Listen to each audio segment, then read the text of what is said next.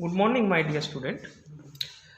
So today I will start a new lecture on basic thermodynamics, or you can say thermal engineering. So in the previous classes, we have seen the zeroth law of thermodynamics, first law of thermodynamics for closed system, and what was that? In first law of thermodynamics for closed system, the equation was for a process was that I'm writing the differential from dq is equal to du plus pdv if the system is doing pressure displacement work. Okay, so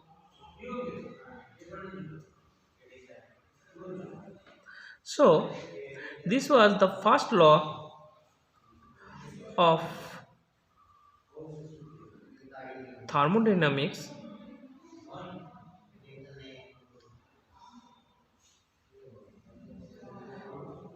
for closed system.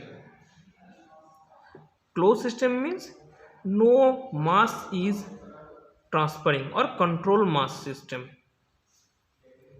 Control mass system. So if this is possible when the no mass is transferring but only energy is transferring. So what will happen if mass will transfer? That means today we will see the first law of thermodynamics for open system. First law of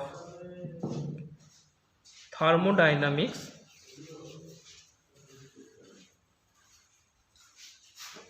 for open system. Okay, so let us see. Let us understand first law of thermodynamics for open system. So let us take a control volume. Control volume, the concept of control volume already I have told earlier. So this is our control volume. Okay, this is port 1 and this is port 2. This is port 1, this is port 2. So a fluid or uh, any working fluid is coming inside the control volume. It is doing some work, it is taking some heat, and then it is going out from the port 2. Now what will be the first law of thermodynamics for these cases? So we'll take the generalized form, that is the work is going out of the system. And one more thing I will tell you, that here the work output will be time perspective, because the mass is continuously flowing, so we cannot predict the total mass for a certain period of time. So that's why we have to consider total. So and if we consider the total, the calculation will be a little bit complicated and huge. So that's why we will take the time perspective, that means with respect to time. So the heat is going out with respect to time, that's why the differential form is given. So we'll taking the generalized form, that heat work is going out and heat is coming in, and both are with respect to time. Okay, and the mass is flowing dm by dt, or m1 by dt, and the mass is going out dm2 by dt. Okay, now we'll find out the first law of thermodynamics for open system. So we will apply the conservation principle. The conservation principle. Conservation principle. So first we'll apply mass conservation principle.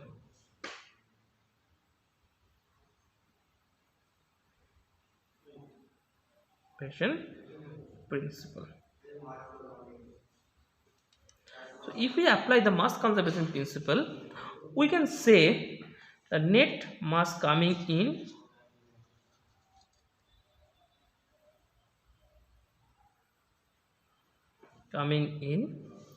minus net mass going out of the system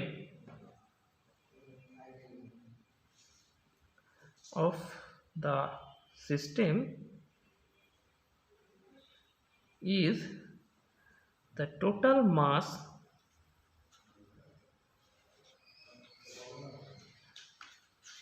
accumulated or lost from the control volume. So let's see what is happening. That means the net mass that is coming in, the net mass going out, and the rest of the mass either it is stored into the system or lost from the system. That is your control volume. So that is written over here. So what is the net mass coming in? It is dm1 by dt, dm1 by dt. What is the net mass going out? It is dm2 by dt is equal to, what is the mass accumulated or lost? Let us consider mCv by dt. So this is the mass conservation principle for open system. Now we will use the energy conservation principle. Energy conservation principle. What energy conservation principle says? That net energy coming in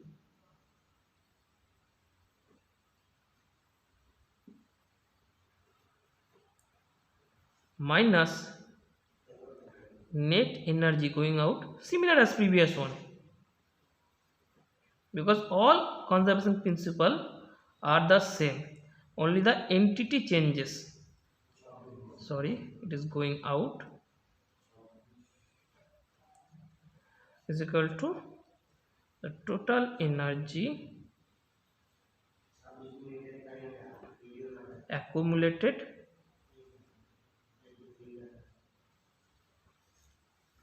or lost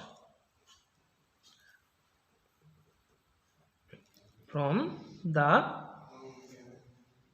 control volume. Okay, so if we write it in the mathematical term, we can say that this, how much mass is entering? That is dm1 by dt mass is entering, and that is carrying the energy. Okay, so if we consider that it is carrying the energy E1, right? So the net energy coming in, it is mass multiplied by the energy. This energy is per unit mass minus dm2 by dt into E2, that is the energy that is carried out by this amount of mass. So rest of the energy, where it will go? So either it will be accumulated or it will be lost from the control volume, and it will be time derivative. So dEcV by dt. Okay, now what is E1? E1 means the energy carried out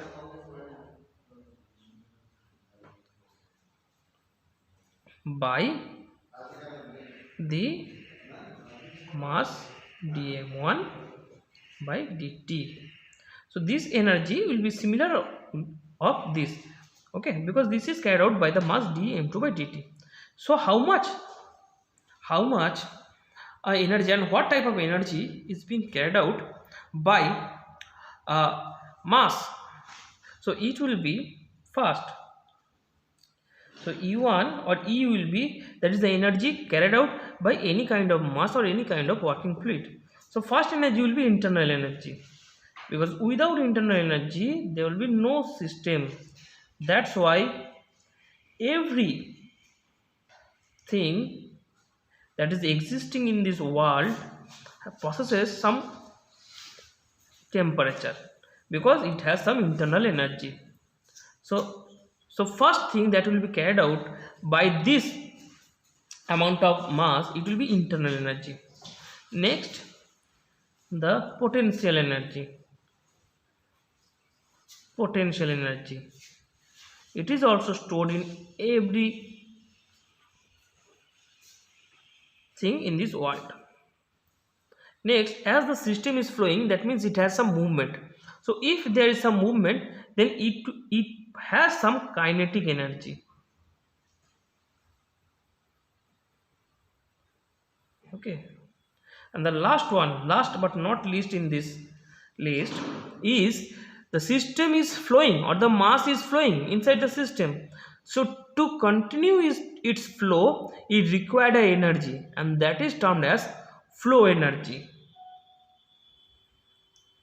Flow energy, that means to continue its flow, the mass or the working fluid required an energy, and that is termed as the flow energy. So these are the all kind of energy that is being carried, the major energies that is being carried out by this mass. Okay, and other energies are very small with respect to this energy. These are the minor energy, and that's why those are neglected. So what will be E1? So it is carried an internal energy, and E1 is specific. So internal energy will be specific, small u1. Potential energy, we know mgh. So if there is a datum and this one is, the elevation is z1 and this elevation is z2, then potential energy will be gz1. We know that the potential energy equation is mgz1, but these are specific, that means per unit mass basis. What will be kinetic energy?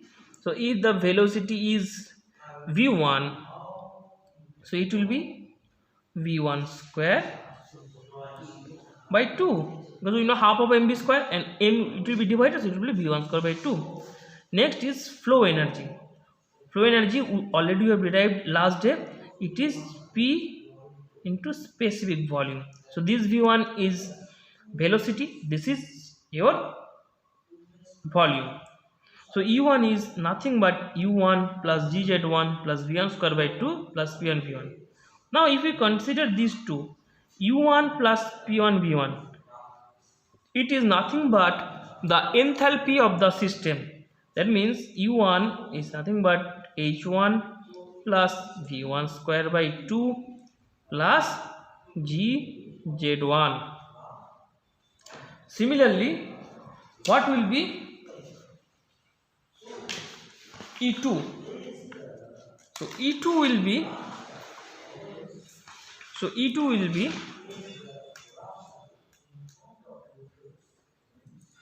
H2 plus V2 square by 2 plus GZ2. So we have got E2, and what is the total energy accumulated or lost from the system? It is nothing but dECV. Already it has been written, dECV by dt. So if we put all the values in this equation, we will get that dm1 dt multiplied by h1 plus v1 square by 2 plus gz1 minus dm2 by dt h2 plus v2 square by 2 plus gz2. Here the energy was not balanced, just I missed two terms, but I am writing right now. The two terms were missed, just overlooked, that here the heat is going in and the work is going out. So we have to consider, because it is the total energy balance, so we have to write down that del q by del t minus del w by del t is equal to dECV by dt. That's I missed at that time.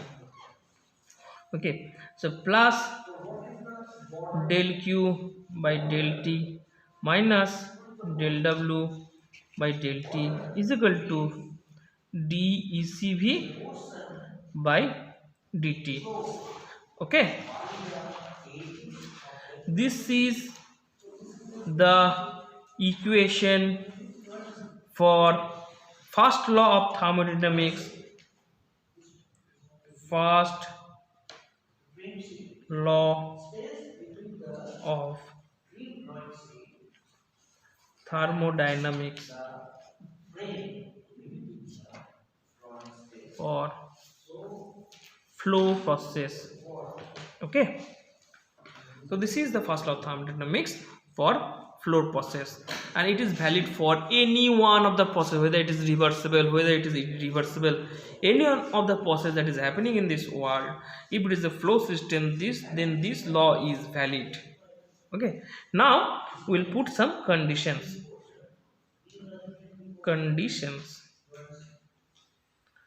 Okay, first is, let us consider that the flow is steady. Flow is steady. So if the flow is steady, that means there will be no time derivative. No time derivatives are there.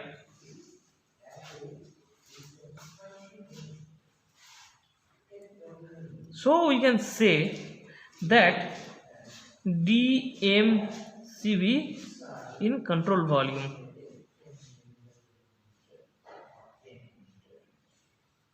So we can say dmCV by dt is equal to 0, as well as dECV by dt is equal to 0. So we will get that dm1 by dt minus dm2 by dt, this equation, by dt is equal to 0. So dm1 by dt is equal to dm2 by dt. Let us consider as dm by dt. So you can write this equation. So dm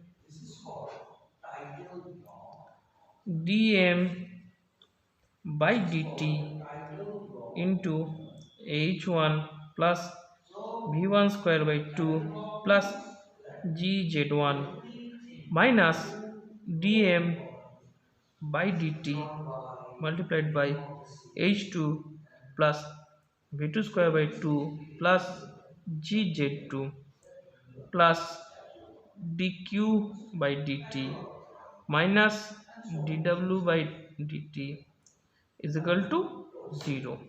So you can take the positive signs in the left hand side of the equality sign, and take the negative sign on the right hand side of the equality sign. So both the sides will be positive.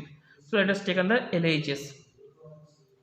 So we can say now dm by dt into h1 plus v1 square by 2 plus gz1 plus dq by dt is equal to dm by dt h2 plus v2 square by 2 plus gz2 plus dw by t.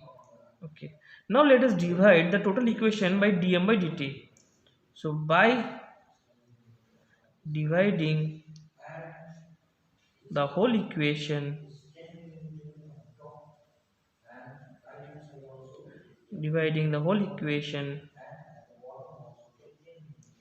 by dm by dt. So we are dividing the whole equation by dm by dt. So it will come h1 plus v1 square by 2 plus gz1 plus dq by dt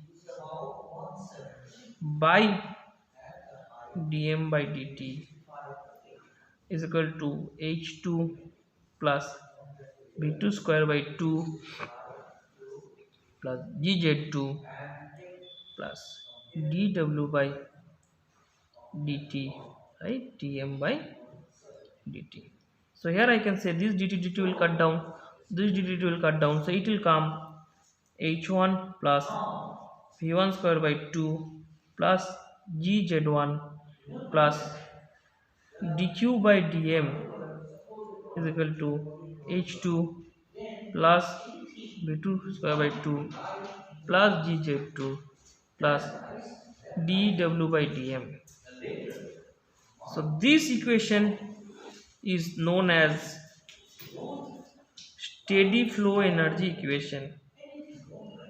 Steady flow energy equation, or shortly it is termed as SFEE. So you must remember that in the steady flow energy equation, the equation is H1 plus V1 square by 2 plus GZ1 plus dq by dm is equal to H2 plus V2 square by 2 plus GZ2 plus dw by dm. Okay, so this is known as steady flow energy equation. Okay, now we will use this equation for certain mechanical devices.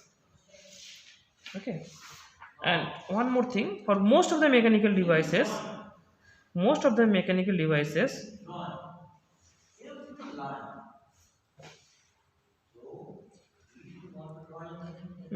devices, the changes in the potential energy and kinetic energy is 0. Okay, so you must remember this point. I have written the changes in the kinetic energy and potential energy is 0. It doesn't mean that potential energy is 0. So every system has some potential energy. If it is flowing, it has some kinetic energy. But here for mechanical devices, it also has potential energy as well as kinetic energy, but their changes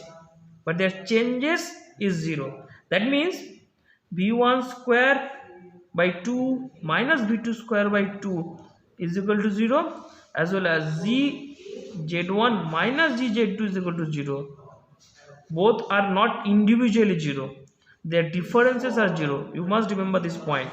So if we put this on this equation, we will get that H1 plus dq by dm is equal to H2 plus dw by dm. Most of the mechanical devices follows this equation. Some has certain variations that I will talk later on, but most of the mechanical devices follows this equation. Okay, so we will use this equation for some mechanical devices. So first mechanical device is turbine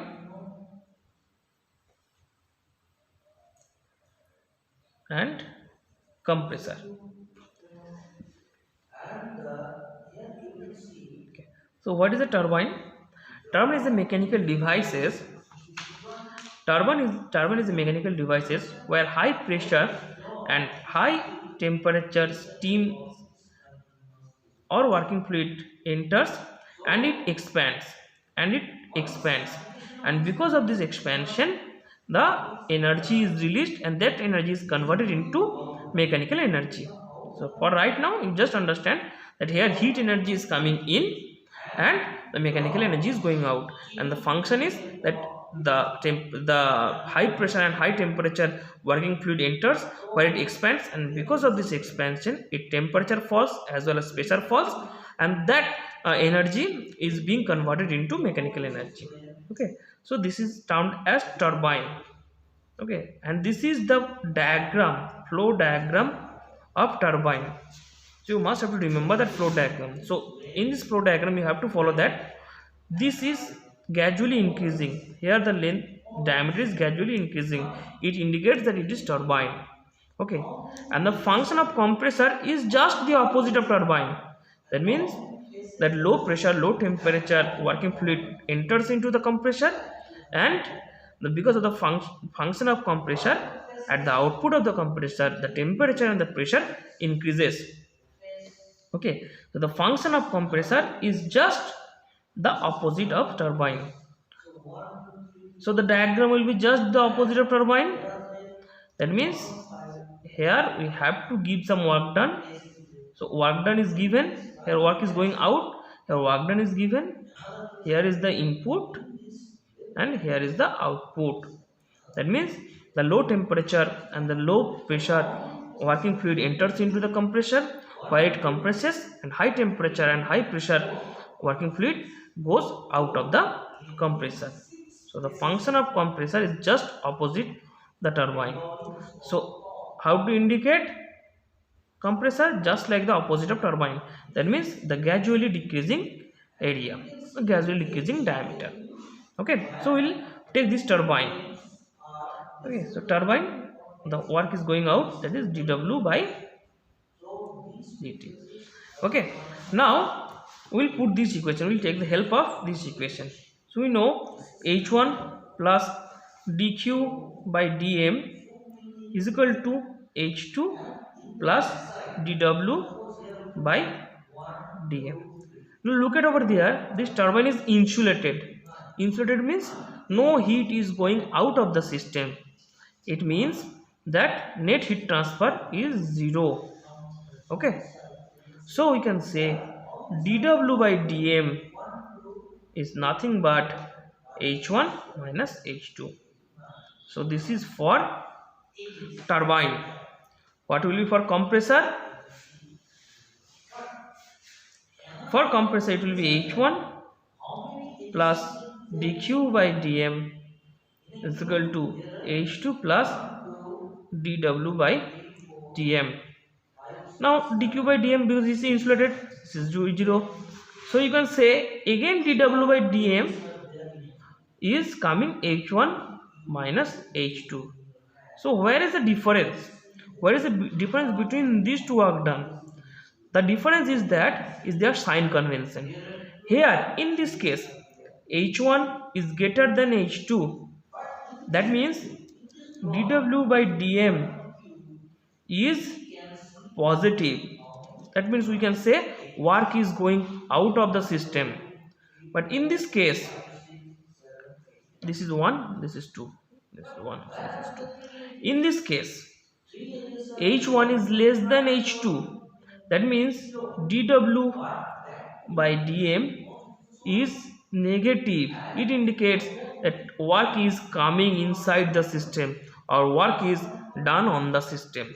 So though the magnitude for these cases, if all the parameters are same and the direction is opposite, though the values are same, but their magnitudes are same, but their sign is different. That means here work is going out of the system, here work is coming into the system, or work is done on the system.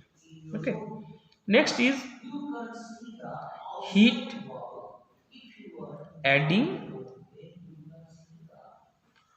or removing devices.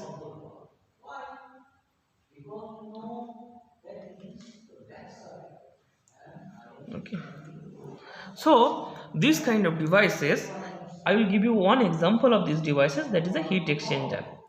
And what is heat exchanger, I will explain in the later classes. Okay, so this is the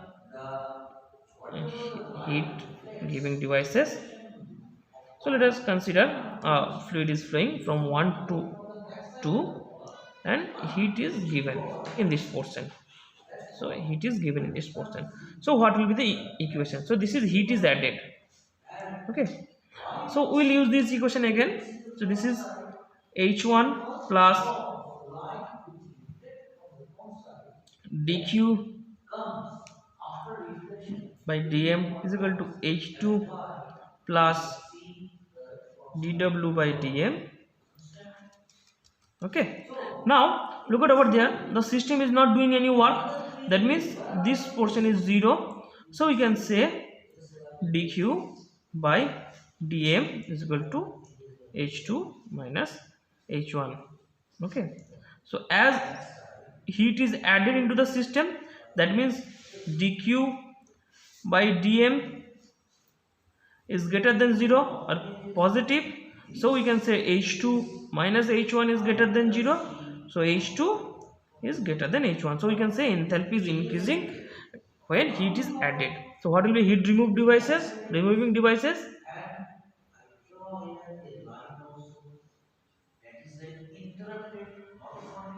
So in the case of heat removing devices, we can say the same, dq by dm is equal to h2 minus h1, but dq by dm for heat removing devices, it is less than 0 or negative because heat is going out of the system, so we can say H2 minus H1 is less than 0, so H1 is greater than H2. So these are the two conditions for heat additing and heat removing devices. So with this I am completing today's lecture, and the next day we will see one more device, that is nozzle and compressor. Thank you.